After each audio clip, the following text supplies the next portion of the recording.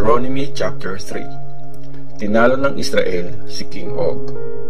Nagpunta tayo pa north sa may Bashan at sinalubong tayo ni King Og at ng army niya sa Edrei para kalabanin. Pero sabi sa akin ni Lord, huwag kang matakot sa kanya. Ibibigay ko siya at ang mga tauhan niya sa inyo at matatalo niyo sila. Magiging inyo lahat ng lupain niya. Wasakin niyo siya gaya nung ginawa niyo kay Sihon na hari ng Amorites sa Heshbon. Binigyan tayo ni Lord ng kakayanan na talunin at patayin si King Og ng Bashan at lahat ng tauhan niya.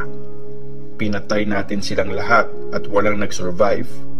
Sinakop din natin lahat ng bayan. Wala tayong iniwan. 60 na bayan ang nakuha natin sa lupain ng Argob, ang kaharian ni Og sa Bashan. Matataas ang pader ng mga bayan at may harang na bakal ang mga gate. Meron din doong maliliit na bayan na walang pader.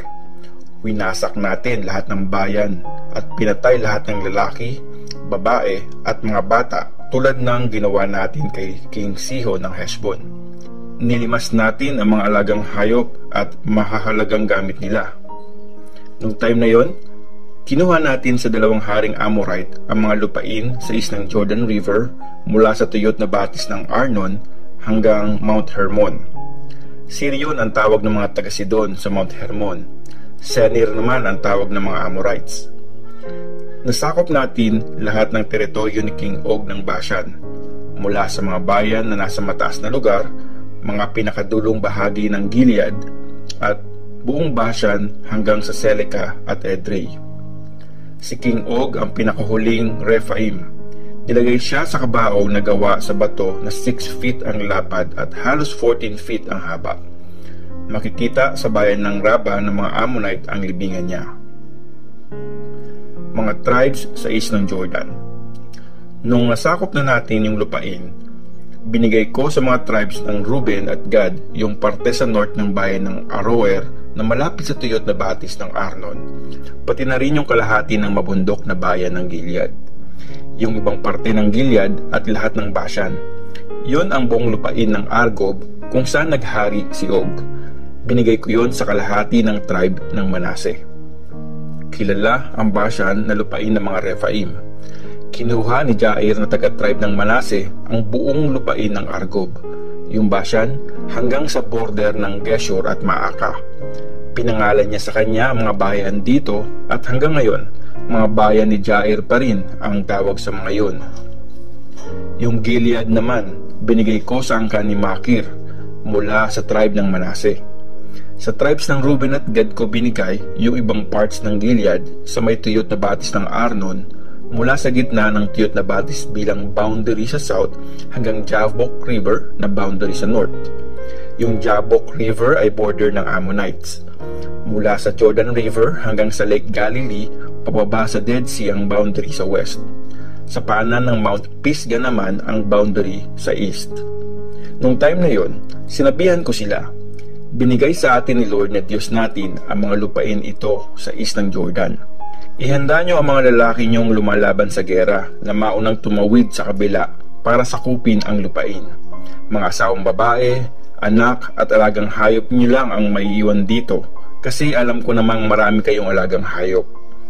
Tutulong kayo sa ibang mga Israelites na kunin ang lupa sa kabila ng Jordan na binigay sa kanila ni Lord na inyong Diyos.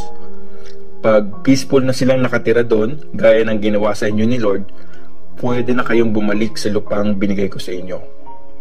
Tapos nun, nagbilin ako kay Joshua. Nakita mo lahat ng ginawa ni Lord na inyong Diyos doon sa dalawang hari.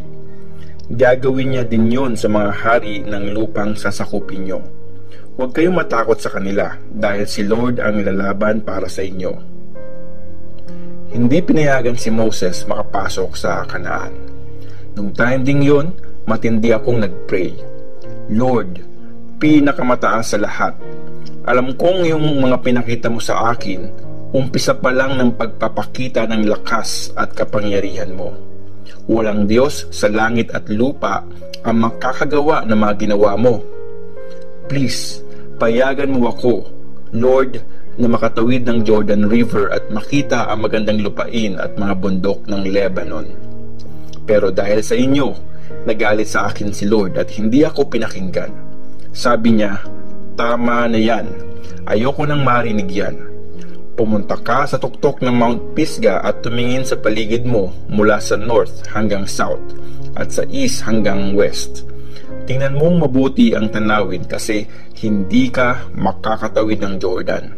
Turuan mo si Joshua ng dapat gawin. Palakasin at patatagin mo ang loob niya kasi siya ang maglilid sa mga tao para kunin ang lupaing matatanaw mo. So nagstay lang tayo sa kabilang side ng bayan ng Beth Peor. Deuteronomy chapter 4. Pinaalala ni Moses sa Israel na maging masunurin. Sinabi ni Moses sa mga tao, makinig kayo o Israel sa mga tinuturo ko. Gawin nyo ang mga rules at instructions para masakop nyo ang lupaing binibigay ni Lord na Diyos ng mga ancestors nyo at mamuhay kayo doon. Huwag niyong dagdagan o bawasan yung mga utos na tinuro ko. Sundin niyo ang utos ni Lord na binigay ko sa inyo. Nakita niyo naman yung ginawa ni Lord na inyong Diyos sa Mount Peor. Pinatay niya lahat ng mga sumasamba kay Baal. Pero yung mga tapat kay Lord na inyong Diyos, buhay pa rin hanggang ngayon. Tinuro ko na sa inyo ang mga utos at instructions ni Lord na aking Diyos gaya ng inutos niya sa akin. Sundin nyo ang mga ito sa lupaing sasakupin at titirhan nyo. Lagi nyong sundin ito para makita ng ibang mga bansa kung gaano kayo katalino at karunong. Pag narinig nila ang mga batas nyo, sasabihin nila, wow, talagang matatalino at marurunong ang mga tao sa makapangyarihang bayan na ito. Walang ibang bayan, gaano man kagaling ang may Diyos na malapit sa kanila, gaya ni Lord na ating Diyos na malapit sa atin. Tinutulungan niya agad tayo pag nagpipray tayo sa Kanya. Walang ibang bayan, gaano man kagaling ang may mga rules at instructions na matuwid na gaya ng mga tinuro ko sa inyo. Pero mag-ingat kayo at bantayan ang sarili. Siguraduhin niyong hindi niyo makakalimutan sa buong buhay niyo ang mga nakakita niyo. Kwento niyo sa mga anak at apo niyo. Yung time na humarap kayo kay Lord na inyong Diyos sa Mount Sinai at sinabi niya sa akin, i-gather mo lahat ng tao.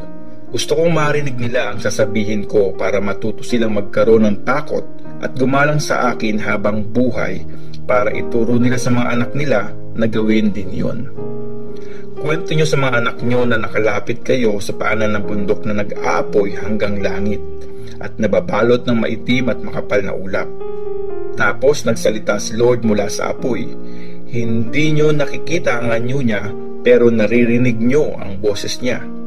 Sinabi niya sa inyo ang ginawa niyang kasunduan na inutos niyang sundin nyo, yung 10 Commandments na nakasulat sa 2 stone tablets. Nung time ding yun, inutos ni Lord sa akin na ituro ko ang mga utos at instructions na dapat yung sundin sa lupaing kukunin at titirhan nyo. Warning sa pagsamba sa Diyos-Diyosan. Nung kinausap kayo ni Lord mula sa apoy sa Mount Sinai, wala kayong nakitang anyo, kaya mag-ingat kayo. Siguraduhin niyong huwag kayong magkasala sa paggawa ng mga rebulto kahit anong anyo, lalaki o babae, hayop na nakikita sa lupa o ibon na lumilipad, hayop na gumagapang o isdang nasa dagat. Huwag kayong magpapadala na sumamba at mag-serve sa mga bagay na nakikita sa langit, yung sun, moon at mga stars. Ginawa ni Lord na inyong Diyos ang mga bagay na yan para sa lahat ng tao sa mundo. Pero inalis niya kayo sa Egypt, kung saan kayo sobrang naghihirap na para kayong nasa napakainit na pugon na tunawan ng bakal. Niligtas niya kayo para maging bayang pinili niya, gaya ng kung ano kayo ngayon. Dahil sa inyo, nagalit sa akin si Lord na inyong Diyos at sinumpa niyang hindi ako makakatawid ng Jordan River at makakatapak sa masaganang lupaing binibigay niya para maging mana niyo. Kaya dito na ako mamamatay at hindi na makakatawid papunta doon. Pero kayo, sasakupin niyo yung masaganang lupain. Mag-ingat kayo at baka makalimutan niyo ang kasunduan niyo ni Lord na inyong Diyos. Sundin niyo yun at huwag kayong gagawa ng kahit anong rebulto para sambahin gaya ng pinagbabawal niya. Kasi Parang apoy na nakakatupok si Lord na inyong Diyos. Seloso siyang Diyos. Pag nagkaanak at nagkaapo na kayo at matagal na kayo sa lupain, huwag pa rin kayong magkasala sa paggawa ng kahit anong ribulto para sambahin. Masama yan sa tingin ni Lord na inyong Diyos at magagalit siya. Witness ang langit at lupa na pag di kayo sumunod sa utos na ito, mawawala kayo sa mundo. Hindi kayo magtatagal sa lupaing kukunin nyo sa kabila ng Jordan. Tuluyan kayong mawawasak. Ikakalat kayo ni Lord sa iba't ibang bansa at konti lang ang makakasurvive sa inyo doon sa mga bansa kung saan kayo itatapon. Doon, magsaserve kayo sa mga Diyos-Diyosang mula sa kahoy at bato na ginawa ng tao. Hindi nakakakita, nakakarinig, nakakakain o nakakaamoy yung mga Diyos-Diyosang yun. Hahanapin nyo sa mga bansang iyon si Lord na inyong Diyos. At sasagot siya pag nag-pray kayo ng buong puso at isip. Pag nagsasuffer kayo at nangyari lahat ng bagay na ito, babalik kayo kay Lord na inyong Diyos at susunod kayo sa Kanya. Maawain si Lord na inyong Diyos. Hindi niya kayo iiwan o papatayin.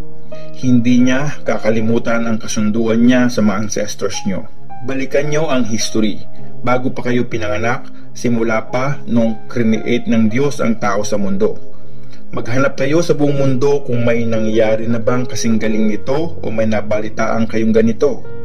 May kagaya nyo bang kinausap ng isang Diyos mula sa apoy at nabuhay pa rin after kausapin?